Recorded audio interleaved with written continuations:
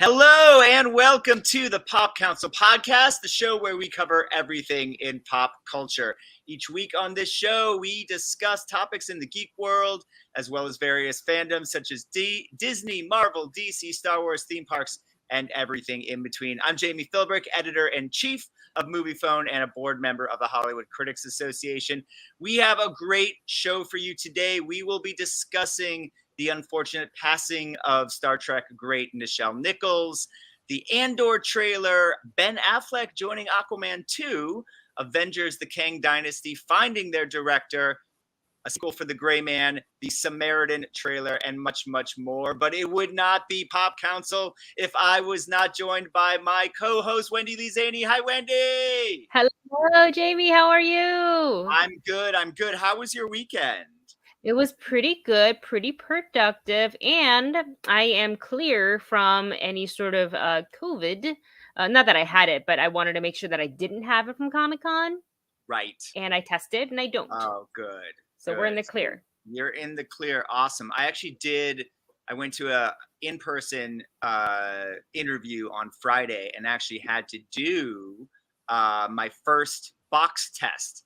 I'd only ever done the box test. Well, like a take-home test, like a rapid. Is that the rapid?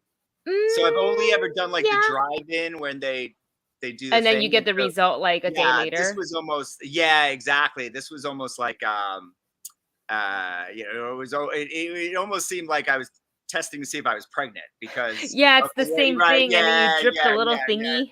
Yeah, exactly. And the solution, you're like a scientist. So I was clear from that. So that was good. Nice. Good to know. And then just had a relaxing weekend. It was nice to have a weekend not covering Comic-Con remotely or in person. Didn't matter. So it was nice to have that off and, and all of that. But unfortunately, we found out some bad news this weekend, which we will begin with today because her legacy and her work deserves an acknowledgement here today from especially our group, the Pop Culture Podcast, Pop Council Podcast. So, of course, the great Nichelle Nichols, who played Lieutenant Uhura on the original Star Trek, and I want to say 6 movies. Did they get up to 6? Probably. Because she didn't appear in the Generations one that Shatner and a few of the others appeared in. So I think she got up to Undiscovered Country 6, but 6 feature films as Uhura, as well as, of course, the legendary TV show, first interracial kiss on broadcast television between herself and William Shatner, which may not sound like much in 2022, but in 1963 big deal or whatever, that was a huge, I mean, big news. So, and just, Whoopi Goldberg has come out and said, that she looked up to her, obviously, as a female and a Black woman on television when she was growing up. And that was part of why she wanted to be a part of the next generation, Whoopi Goldberg. And so she had some nice comments to say. But big loss. And obviously, unfortunately, we're looking at the final crew members in William Shatner and George Takei. And of course, Chekhov, although I'm quick to note, he was not technically an original cast member. He did not join until season 2. So if you're going with pure, although you could make the argument William Shatner is not an original cast member since he wasn't in the pilot, right? That was Pike, not Kirk. Oh, that's true. But obviously, Shatner is an original cast member. So it's tough seeing your heroes pass away. We've had a lot in the last couple of years for sure. And but what are your thoughts, Wendy, on the great Nichelle Nichols, her career and her passing? I mean, she's definitely a trailblazer. Very iconic. And I got to meet her just kind of like offhanded. Like it was at I don't remember which convention it was. But you know how there's like a whole autograph area? Right. So they were kind of setting up And she's known to go to these conventions, not all of them, but she does appear at some, and she just happens to be like walking past, and there wasn't a lot of people because it was early. I don't know if it was Comic-Con. Maybe it was WonderCon, but I honestly can't remember. And so I had just come from a place where I think I had just picked up my credentials and nobody was around. And I saw her. Now, you know this. I am not really a Trekkie. My dad tried to show me the show. And like as a kid, because it was broadcast in English, I was watching this when I was in Taiwan. So I had to read the subtitles. And as a young kid, the subtitles I didn't connect with the story. I think had he shown it to me when I was a little bit older, maybe it would have been different. But nonetheless, I was exposed to Star Trek. I knew kind of the basis of it. So I certainly knew who she was when I saw her. And I didn't ask for a photo or anything like that. I felt like it was weird, but I wanted to like meet her. No, she was very nice, very genuine. So I thank her for her time. And I think it's always sad when we lose a legend like her. So my thoughts are with her family and all the fans of Star Trek. And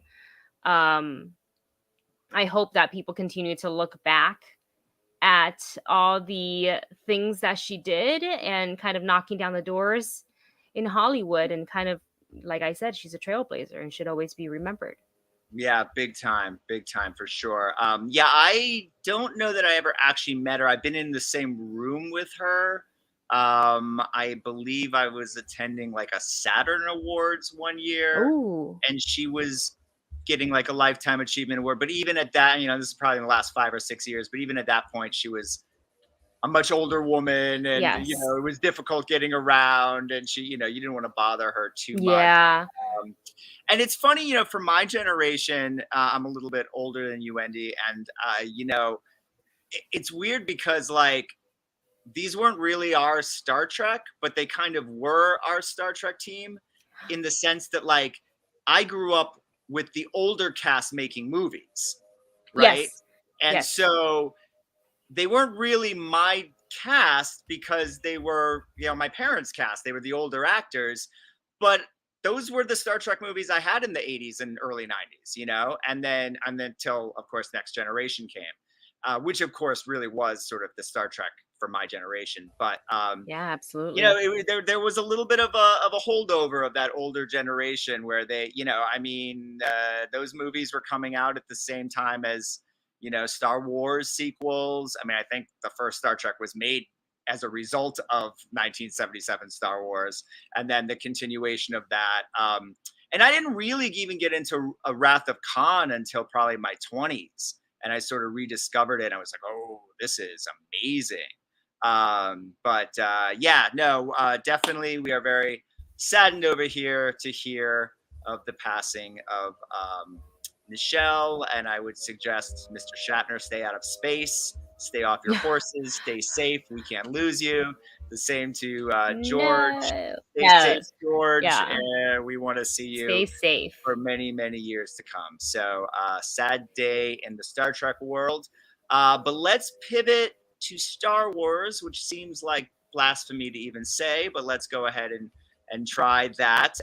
We got dropped today. We're, I guess, a little bit over a month away, maybe about 2 months, because September 21st is going to be the release date for the new Andor series. Happens to also be my birthday. Oh, birthday present. Birthday gift, yes, of 3 episodes.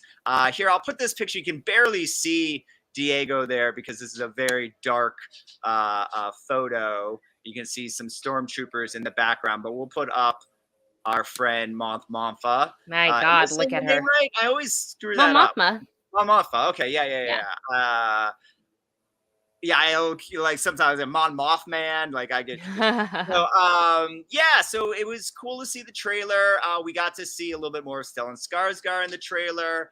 Got a little bit of Forrest Whitaker in the trailer. We knew he was coming. So what did you think about this trailer, and are you excited for the series? It's going to be a long series from what I understand, one of the longer Disney Plus series we've gotten. And it's about time. It's about time. I was really happy at Star Wars Celebration. They talked about this and they showed us a little tease.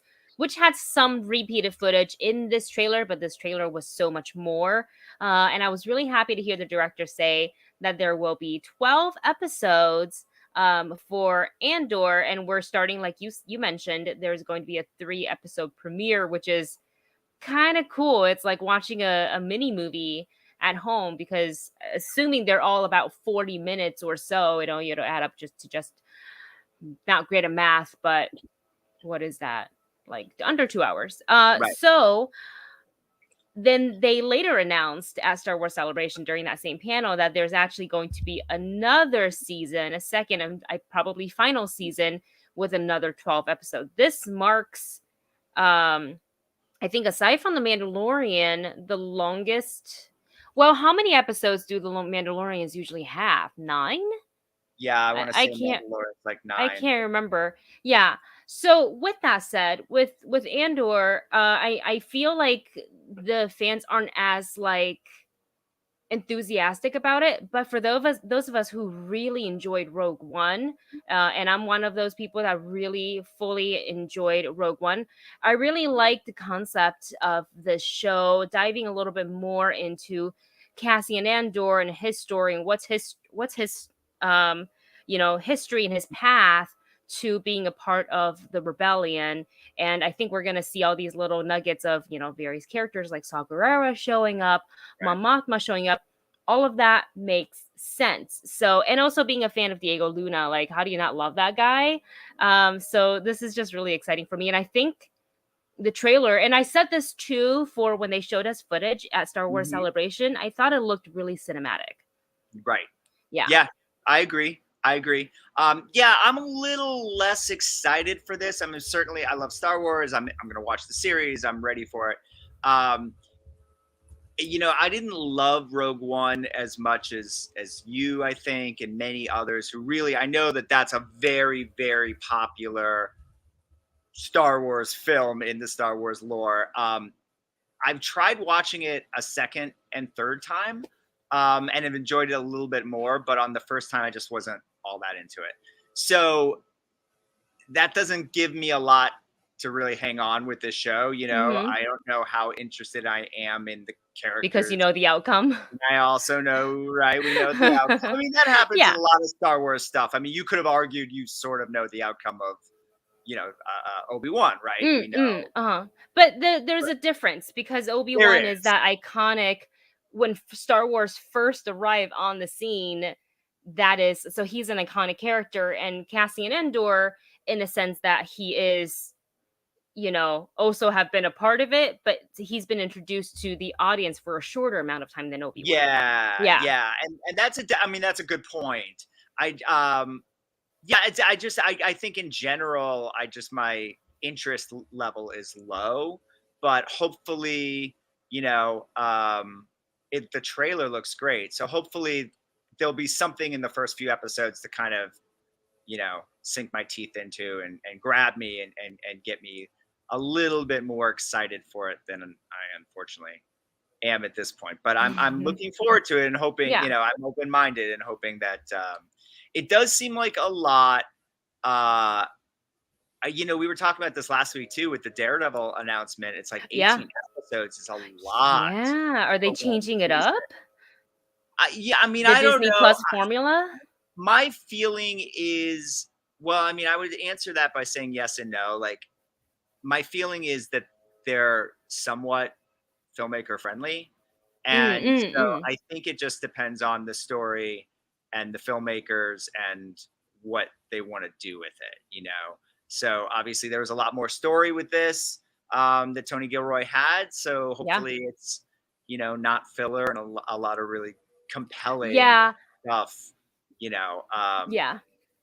I don't know I how much like backstory of this one and that one like I need. Do you know what I mean? Unless it's Mhm. setting up the story. Like if it's all in service of whatever the main story is, great. But I don't need a lot of Yes. history, if it doesn't affect the main story. And I mean, I think that's why, if I'm comparing to like Obi-Wan, Mhm. I thought Obi-Wan was really good storytelling because you kind of, by the end of the first episode, you knew what, rescue Princess Leia.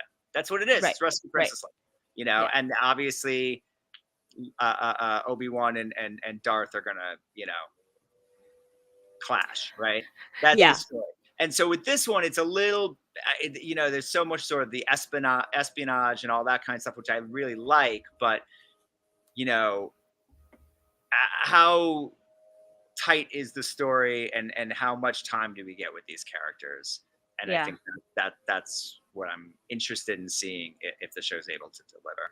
So what I'm hoping is that because they did announce the second season, I feel like they have a vision for this and they have a plan for this. Yes. And and I hope that's good news too, because while I love the thought of like 12 episodes as a fan, that's like, I'm really excited about it, but it's like, I don't want 12 episodes of fillers and like 2 episodes of, like story. Well, I mean, and I want the story.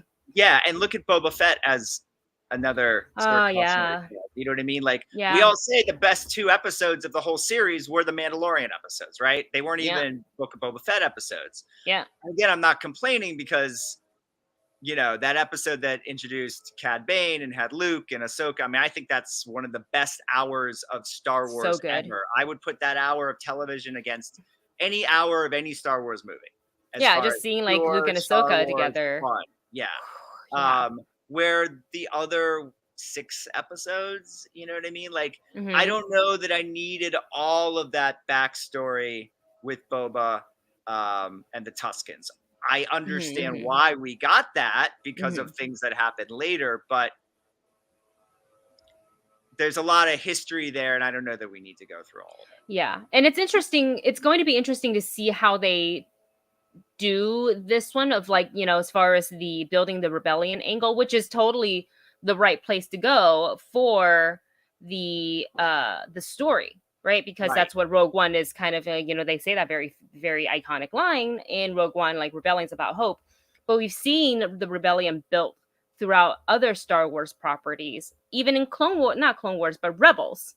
Yeah. Literally, it's called Rebels. Right. So I'm curious how they're going to approach, I guess, this side of it. Is it going to be more like militia, or what is it going to be? Because Andor, Cassian, isn't a Jedi. He isn't, one with the Force or anything like that. So I'm curious to see. And I just like I feel like the trailer told us like what we're going to get, a little bit of that origin story, introduces some new characters, seeing some repeated characters. So yeah, I'm curious to see how it goes. But to me, like, it looks really good. I'm looking at the comment section here from MK. MK says, where is it?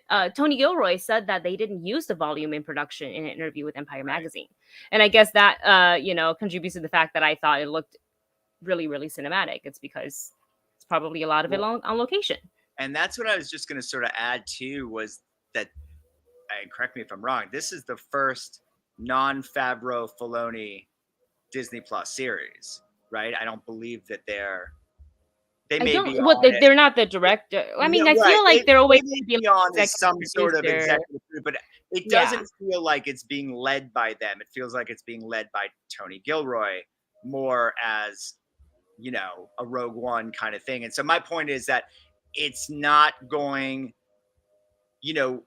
the shows that we've seen from them are very heavily connected in the animation that Filoni did previously, right? We've seen Cad Bane, for example, pop in, Ahsoka and other characters. I don't think we're going to get that in this, partly because of the timeline, right? But partly also because it feels more like prequels to movies than the extension of the television. We'll see. Yeah. I'm still really excited about it. And again, I know Cassian Andor may not be everybody's cup of tea. But like I was excited when they announced it. I was kind of like, oh, because it was so unexpected, because he isn't the type of character that people are like, oh, Cassian Andor. But I also am a big Diego Luna fan, so that probably contributes to it as well. Well, then you need to see DC Super Pets, because I know he's in it. Well, yeah. He's great. I don't want to spoil anything, but he plays a character who ends up you discover that he's a deep cut DC character. You think he's an original, and then you find out he's a deep cut DC character. Oh, okay, good to know. Good to know. Something to Little, check out little, this weekend for yeah, sure. exactly. A little Easter egg there for you with that Cute. character. All right. Well, now let's move on to sort of an exciting story that dropped on Thursday. Mm-hmm. It was sort of posed as an unexpected.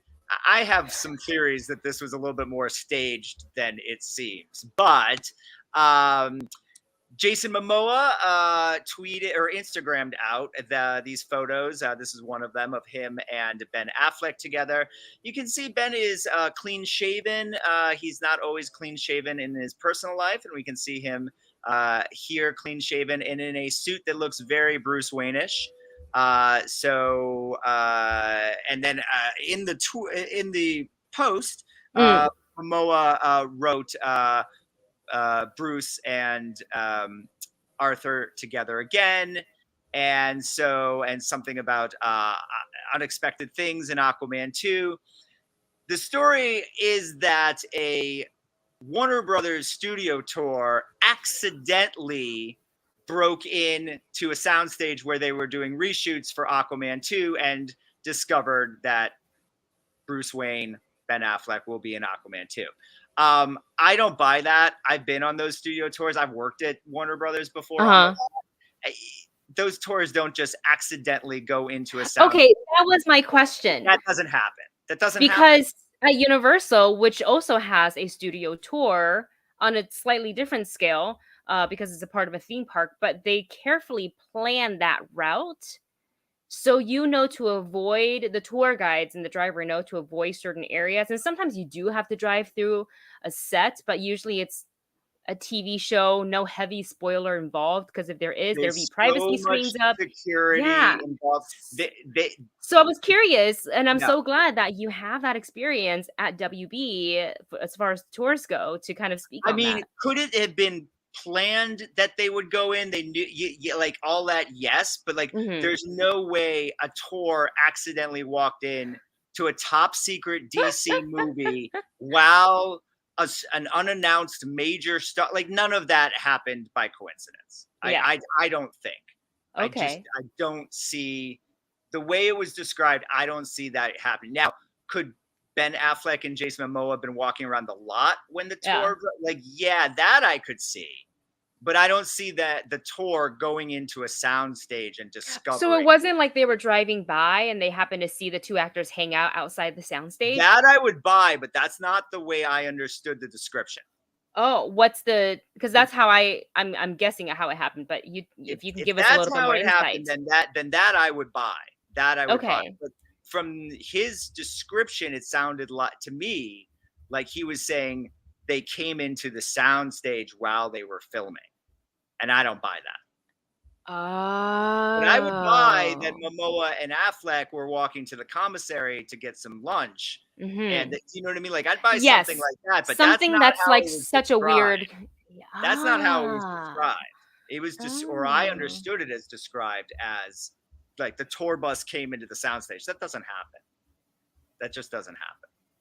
Oh man! But if they were walking around on the lot, that I would buy. Yeah, that I would buy. Because you can't stop them from walking around. Right. And if they were just cruising around, but that was not the description I understood. Yeah. So I think it was a little staged. Regardless, if it was staged or not staged, like I think they wanted to get this news out, right? Like, well, let's say it's not staged, then they got to get ahead of it. Yeah, and Momoa isn't just Instagramming without permission. He was told, right? So in that photo, so all of it, I think, was staged to announce that Ben Affleck, and I would assume it's going to be Bruce Wayne and not Batman, just from the way he's look of it in the photo. Yeah. And that also like makes some sense. I think like that Arthur and Bruce would maybe have to communicate for something. Yeah.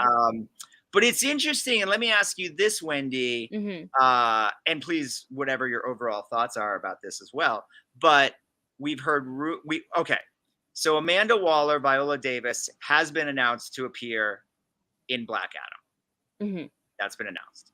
We know that Michael Shannon will return as Zod in The Flash, along with, of course, Michael Keaton as Batman. Hmm. And there have been rumors that Gal Gadot appears as Wonder Woman in Shazam: Fury of the Gods.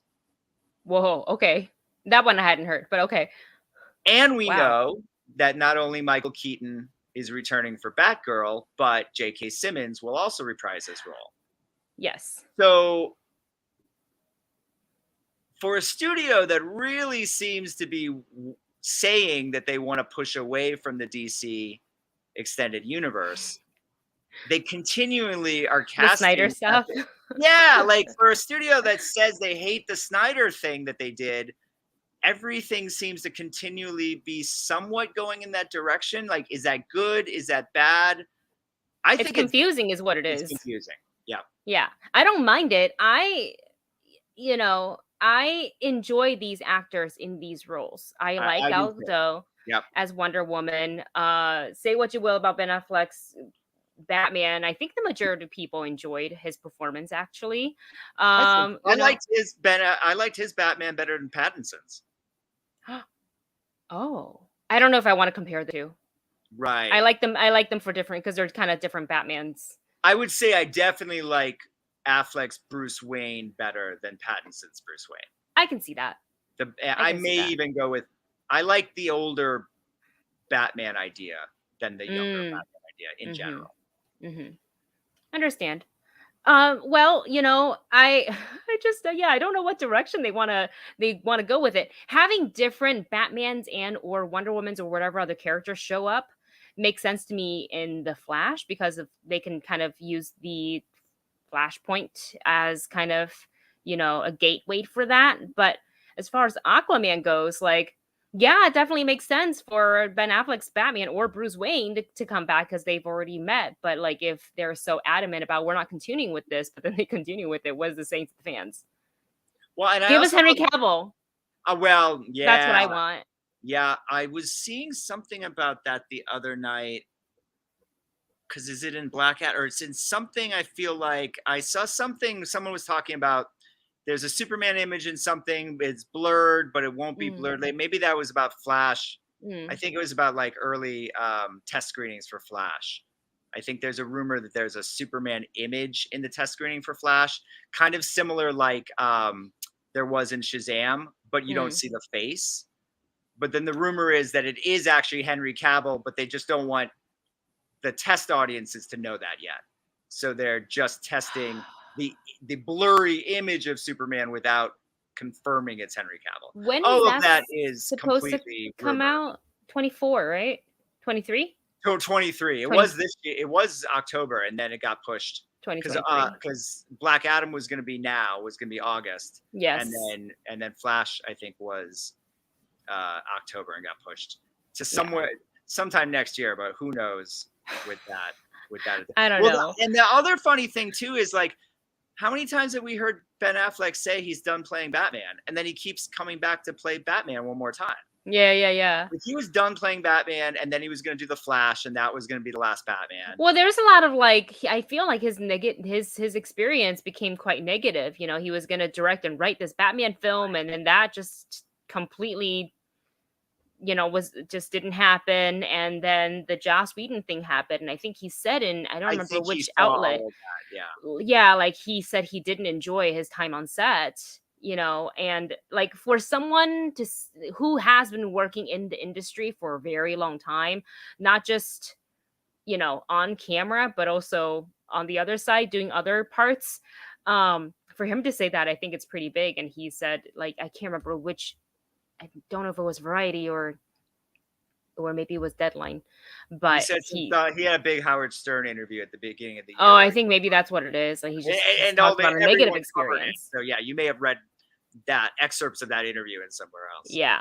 So it's like I don't even know what to expect. Like, am I excited? Sure. Does it make sense? No. But am I gonna watch it? Sure. And you bring up a good point, I think, about like him. He had a bad experience with sort of the brain trust at Warner Brothers when they were making the initial Batman, Superman, and then Justice League. Same kind of raw deal, obviously, that Snyder got.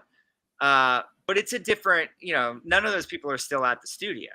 And Mhm. so maybe he sees, well, okay, I could do this. I like Jason. I could do this little cameo with him and kind of, I hope that, I mean, obviously there's so much we don't know. We don't know when Flash is going to be released, if it's going to be released, what is going to be, do they have to hold Yeah. Batgirl now to figure out, can God, I feel Batgirl so be bad released for everybody before who Flash? works on that Oh, Flash it's film. awful. It's awful. It's Like, awful. there's so many things I wanna see in the Flash, but it's And I think like, that what movie's is gonna be happening? amazing.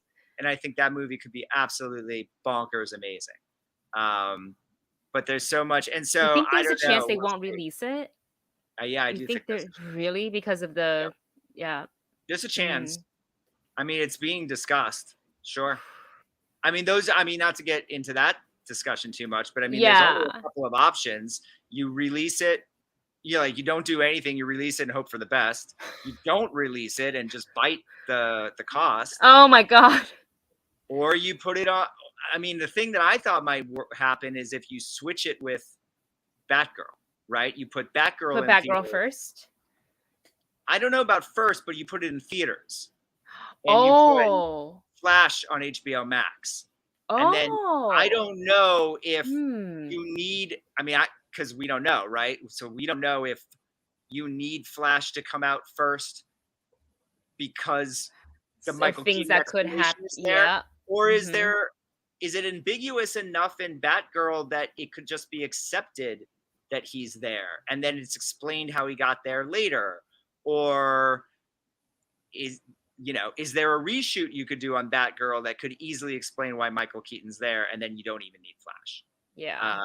There's a lot of different ways of kind of fixing that. I mean, I also think depending on what, with the Flash, and especially if the idea is you're going to do sequels, you don't Mhm. want to be married, even if you can get the first one out under the buzzer of the next problem, right? For Yeah. Ezra. Yeah. Um, then you're married to Ezra for 2 more movies. Well, and WB already said that they're not gonna Plus, work with him anymore. so With so them anymore. if that's the case, then I think they need to reshoot it now. They need to, if they have made the decision that they're not going to do sequels with him, then you recast and you bite the bullet and you Mhm. reshoot. It's going to cost a lot of money. You're going to have to recast a new actor and reshoot the whole thing. And then the other thing that I've thought about is I think we understood that there were 2 Ezra Miller versions of Barry Allen in the film, because we've seen in the trailer Mhm. him next to himself. Yep. Uh-huh. And some people think that that's maybe the reverse Flash from a different universe or something like that, or that other Barry is going to be an evil Barry. If that's the Hmm. case, you keep him Ezra, and then you just reshoot the other guy, right? And so, and then you know, unless you need that character to move on as well, because Yeah. you have plans for Reverse Flash I think with down the the Flash, it things like, let's say they, because you'd keep the character but maybe not the actor, right? If right. that's the intent, because of the Flashpoint, there are ways to write that in. I feel like, That's interesting. Like the but Flashpoint, you could find a way to have the Flashpoint write out why this human being does not look like he did before. yeah, Yeah. because you just run the paradox, the Flashpoint paradox. Yeah. So, And then but it really then depends on how they want to do it. Grant Gustin just wakes up one morning and he's like, "Oh my God, I'm in movies. I look like that other guy I that really I do met on like the his TV Flash show a for a lot. second." I Because really remember, like Grant Ezra Gustin's Miller did Flash. meet Grant Gustin Yes. Oh yeah. on the TV show in Uh-huh. Crisis on Infinite Earth. So So it is technically in a way connected. So like, why not just, yeah, move forward maybe with Grant Gustin? I mean, I think a lot of people would love that. I really like him as the Flash. I love him as the I Flash. like the show. Yeah. I mean, I like the show's run its course. Oh, The I show, mean, I haven't. yeah, I guess yeah, I like the show up to a certain season, up and then to I got season I got. 5 or 6. Yeah, I think that's about where I kind of, yeah, yeah, got yeah. busy. I mean, the whole Arrowverse for me sort of, once Crisis was over, I don't think they didn't know where to go, which I totally get, which was amazing Yeah. too, by the way, that Crisis. Yeah. Oh yeah. All right, well, let's move over to Marvel for a second. We've talked a lot about DC. We were talking about all the big announcements Kevin Feige made at Comic-Con last weekend.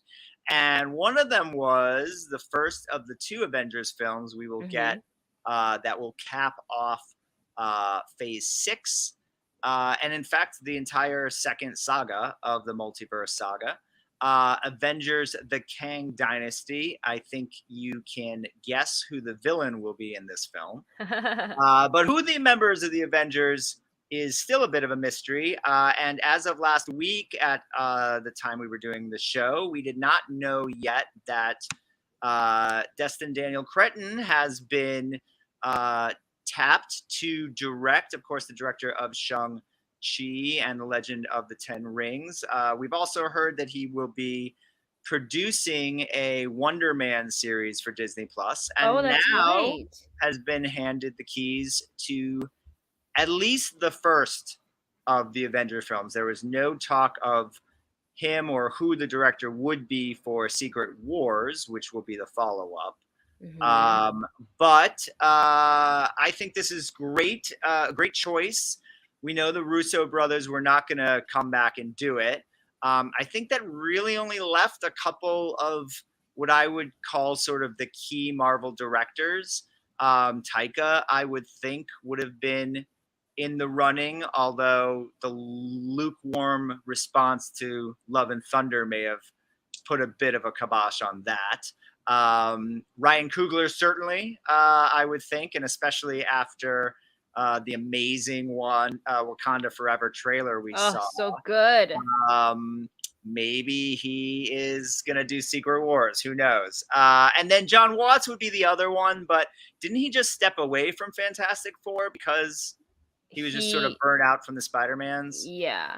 Yeah, so maybe he'll come back at some point. Maybe that's why he stepped away. Else. He's like, I can't do all this. And maybe he's doing Secret Wars and he couldn't do that. It's a good one, Wendy. I like that one. That's Maybe. possible. That's possible. Or I think crazy theories. I've heard crazier theories that actually came true. So I think that's possible. So yeah, I love that he's really becoming one of the sort of go-to Marvel directors. I would put him kind of in that brain trust now that I think that the Russos were in for so long, and Favreau in the early days, and certainly Taika and Coogler are now. So I think it was a great choice. I think it also tells us at the very least, but I don't think this is a surprise. I think you can bet money Shang-Chi will be part of the Avengers, at least in this first one. Yeah, I like to think so. Of course, we know Destin's history with Brie Larson. They came up together making Short Term 12, and of course she cameoed in Shang-Chi. So I think, again, not a surprise, but I think it's safe bet to say Captain Marvel will return and be a member of this Avengers team as well. So Wendy, what are your thoughts on Destin getting this great job, and what we might expect from this the first of these 2 Avengers movies? Oh boy, as far as expectations goes, I don't know yet, because I think we need to tiptoe into phase 5 first and see where some of these movies can lead us. But I do like that Destin Daniel Cretton is coming back to helm another movie for Marvel on an even bigger scale. I really liked what he did with Shang-Chi. I thought it was a really well done movie. There are little things that I would nitpick at, more so in like the later acts of the movie. Right. But overall, I really, really liked that movie. It felt great to watch. So I really do feel like because of his connection to Shang-Chi, I imagine we will get to see a bit more of Shang-Chi in this film. And honestly, like, there's so many things happening from now until we get to the Kang Dynasty anyway. I imagine Shang-Chi will pop up every now and again, you know, and they're not going to save him for like just that movie where he's like, oh, hello, remember me? Here I am. So absolutely. Yeah, but overall, I like his work. I like Destin Daniel Cretton's work. I know he's also got a Disney Plus series coming up that's outside of the Marvel, and it's called American Born Chinese, and it's got Daniel Wu attached to it. Michelle Yeoh is a part of it. Ki Kwong is a part of it. So I got to see like 3 little scenes at this like mixer that I got to go to at San Comic Con. Diego Comic-Con, yes, the other one that starts with an S. And it looked really good, and that'll debut later on Disney Plus. So I'm just happy he's like working, booked, and busy, and I'm curious to what kind of story we're gonna get in Kang, and like what, like you said, who are the Avengers for this one? Yeah, and also interesting. We know Phase 4 is about to end Mm-hmm. at the end of this year. Phase 4 seemed pretty, or excuse me, Phase 5 seemed pretty packed to me. Yeah. We saw there's a lot of real estate open in Phase 6. Uh-huh. And then as we were just talking, it made me think, well, when are we going to get a Shang-Chi 2? Because that seems like something they'd be moving forward with. There's some room in Phase 6, 6, yeah. but is he going to be able to direct Shang-Chi 2 and the big Avengers movie? That feels like a lot. That feels like a lot in one phase. Yeah. I mean, I guess if Shang-Chi was we know Fantastic Four is starting it. I guess if it was the second film, maybe, but it does just seem a lot like of work. a lot. He wouldn't be doing anything else. And it makes me wonder, stuff. like it would be weird not to get sequels to the newer characters in the same saga, right? Like, yeah, we got 3 Iron Mans and 3 Thors and 3 Captain Americas in the first saga. Yeah. So to only get 1 Shang-Chi and presumably 1 Blade, I don't know. It's interesting. It is interesting. I'm trying to take out characters and so much story to tell now. I mean, that's part of the problem Marvel has. There's so much. I mean, you could make an argument there were really only maybe 8, 10 if you count the Guardians as like 1, characters in the first saga, right? Yeah. You know what I mean? Yeah. Like now we've got so many characters and all the Disney Plus characters, and it's like it's a lot. There's a lot of characters to serve in this saga. Not even to mention the multiverse versions of the characters. Right? Yeah. Like, there's just a lot. So it'll be fun to see how they execute this and how we enjoy it. Yeah, I'm honestly I'm looking at the graphic that they kind of that Kevin Feige laid out for us for Phase 5 during Comic-Con, and I'm trying to figure out like where could we possibly see Shang-Chi in Phase 5, just to kind of be like establish that things are still happening, and and I just thought of this because there was. And I don't know if this is erroneous or if this was a real story. Or I didn't look into it, but I saw something over the weekend about Harry Styles got $100 million deal to do 5 not Avengers movies, 5 Marvel movies. I don't know if that was erroneous or if that was actually a legit. I forget where I saw that, if it was on Deadline or where or not. Yeah, Google it real quick, see if you see anything for it. Yeah, I'm gonna. Because what I was gonna say is like, look, Silver Fox does not seem like a 5-film character. Harry obviously is a big star. I was going to say, we haven't heard anything about Eternals 2. And I don't know if the lukewarm reception to Eternals means there won't be an Eternals 2. But if the Harry deal is real, they certainly have plans for some Eternal characters to return in some way, I would think. Yeah. Because what other, it's not like, Sky Fox, Silver Fox. I can't remember the character's name. Looking it up. I don't know. My mind is blanking right now. No, it's not Star Fox. No. Silver Fox? Sky Fox? Not Silver Fox. Maybe Sky Fox. I think it's Sky Fox then. Thanos' brother. Blanking. No, I know exactly who you're thinking of. No, I know you know. He's Eros, no? Eros, yeah. I don't know why I can't find it. Star Fox. Okay. Star Fox. Okay. Well, I am not finding any like. That could have been a BS thing I saw on Facebook. But it says that the Sun reported it on Friday. It doesn't have like a Marvel or Disney confirmation. So usually That's the confirmation we all look for. Yeah. Yeah. Well, I mean, regardless, I just think it's interesting. They've got a lot of characters they're serving, and it'll be interesting to see how it all kind of plays out. Yeah. Yeah. Well, it's a good thing they have a roadmap for us so we can look forward to what is up next when it comes to Marvel. Exactly. And we'll see Mephisto all over the roadmap. Yeah. Yeah. So a couple other, Mephisto. yeah, exactly. We'll just the Marvel fans will just make up stuff they think they see in there. Couple of quick other things we'll talk about. The Gray Man with Ryan Gosling. That's the Russo brothers Netflix spy thriller based on the novels. I actually really enjoyed this movie. It came out not this past weekend before. 2 weekends ago, yeah. Yeah. I saw it twice that weekend because I really liked it, so I watched it a second time. They've announced that there's going to be a sequel. Now, this may be just one of those sort of, the movies it was announced the weekend the film opened on Netflix, so it could we should take it with a grain of salt. It could be one of those. I believe Red Notice also got greenlit the sequel. They did. And, Netflix will quickly greenlight sequels to their films, I think, to give the perception that the film's doing really well. Whether it is or isn't, we don't know. It's hard to tell with that Netflix stuff, but I hope they actually do it. I thought Ryan was great in this. Yeah. He's never really done like an action guy kind of thing like this. And I thought what worked really well is that, Gosling's a pretty funny guy in his own way. Like, he's got an interesting sense of humor.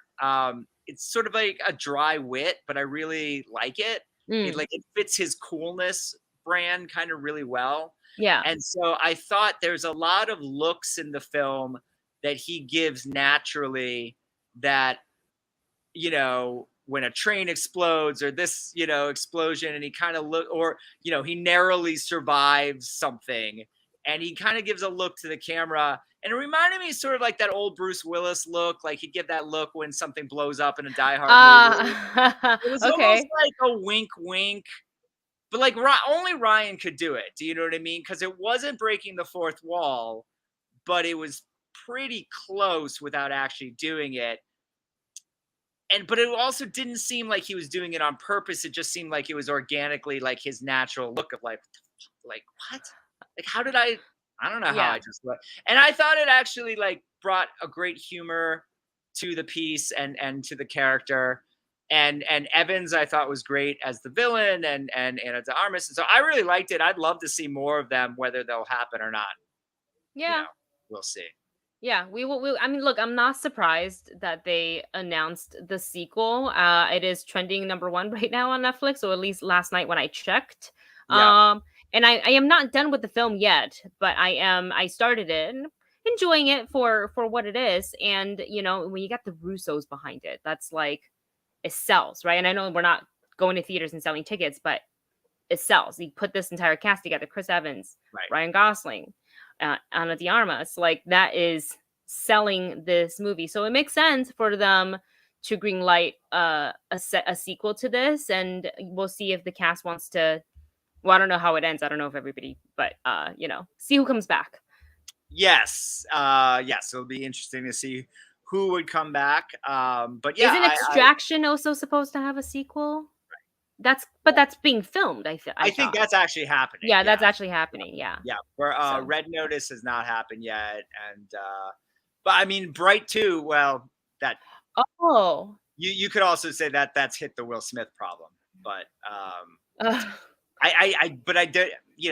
The first Bright came out years ago, so it's not like. There's a lot of time before the Oscars this year that if they really wanted that to happen, they could have. Yeah. So, it'll be interesting to see. Well, last thing we'll talk about is we actually got the trailer for Prime Video's new film Samaritan with Sylvester Stallone. Yeah. It's Sylvester Stallone playing a superhero. This is an original piece. This is not based on any character from any existing comic book. But it is good to note, though, that this is not his first time playing comic book character, of course. He is in the Guardians of the Galaxy. He's one of the original Guardians. I believe he'll return for Guardians 3, and was the voice of King Shark in Oh, that's Suicide. right. That's Yeah, right. in That's the right. Suicide Squad, exactly. So in this film, he plays a guy who was a superhero named the Samaritan, retired 20 years ago, Mhm. lives his life, in hiding. And then when a neighbor, a kid neighbor, child, sort of deduces who he is, really, cat's out of the bag, and he returns to the superhero game. And here we see him being challenged by an adversary in the film. So, for me, this reminds me of, this is almost a movie Sylvester Stallone should have made in the 90s. Because, like, to me, growing up in the 80s and 90s, we had the Christopher Reeve Supermans, Yes. which only the first two were really any good. We had the Michael Keaton Batmans, or Tim Burton, Joel Schumacher Batmans. Really, only the first two were any good. And then after that, for superhero movies, it was a lot of original stuff. RoboCop. Oh, RoboCop. The Highlander was a superhero to me because there just weren't any other superheroes, Yeah. movies being made. Or if they were, it was, Shaquille O'Neal as Steel, or, Lori Petty as Tank Girl. I mean, it was just a lot of, Toxic Avenger stuff that just wasn't, we weren't getting Marvel and DC. If we were getting Marvel movies, they were TV movies, right? And so I just feel like now it doesn't make sense to be making original superhero movies. Like, I didn't care about Hancock. I don't care, because I've got all the DC characters are being made into movies, all the Marvel characters being made. You've got Hellboy, and even on TV, The Walking Dead, and all this sort of popular Invincible, and these popular modern comics that aren't DC or Marvel are being made into things too. The Boys. So I don't know. An original thing just doesn't really excite me. And Sylvester Stallone, maybe 15 years past his prime. I don't know.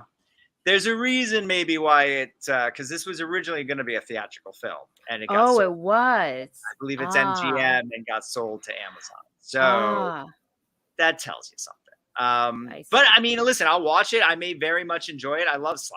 I'm not putting anything against Sly.